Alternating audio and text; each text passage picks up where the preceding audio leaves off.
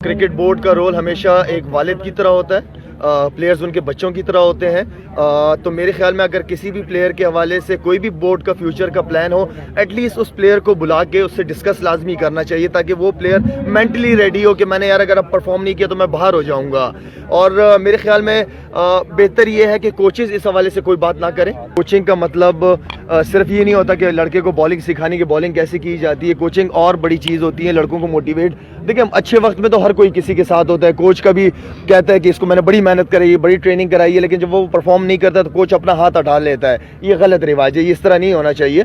साथ मिलके चीज़ों को लेके चला जाए, इसलिए कि मुल्क की इज्जत की जब बात होती है तो मिलके काम किया जाए तो ज़्यादा बेहतर है। क्रिकेट बोर्ड का रोल हमेशा एक वालिद की तरह होता है। प्लेयर्स उनके बच्चों की तरह होते हैं। तो मेरे ख्याल में अगर किसी भी प्लेयर के हवाले से कोई भी बोर्ड का फ्यूचर का प्लान हो, एटलीस्ट उस प्लेयर को बुला के उससे डिस्कस लाजमी करना चाहिए, ताकि वो प्लेयर मेंटली रेडी हो कि मैंने यार अगर अब परफॉर्म नहीं किया तो मैं बाहर हो जाऊंगा।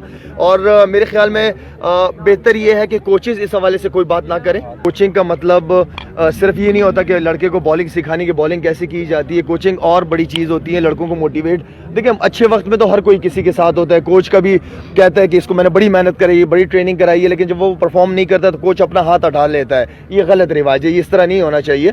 साथ मिलके चीज़ों को लेके चला जाए, इसलिए कि मुल्क की इज्जत की जब बात होती है तो मिलके काम किया जाए तो ज़्यादा बेहतर है। YouTube पर गुगली टीवी देखने के लिए youtube.com की सर्च बार में गुगली टीवी टाइप करें। गुगली टीवी के पेज पर सुर्ख रंग के सब्सक्रिप्शन वाले बटन पर क्लिक करना ना भूलिए। YouTube पर अपलोड होने वाली वीडियो से बाखबर रहने के लिए बेल आइकॉन पर क्लिक कीजिए। आपको हर नई आने वाली वीडियो के बारे में नोटिफिकेशन मौसूल हो जाएगा।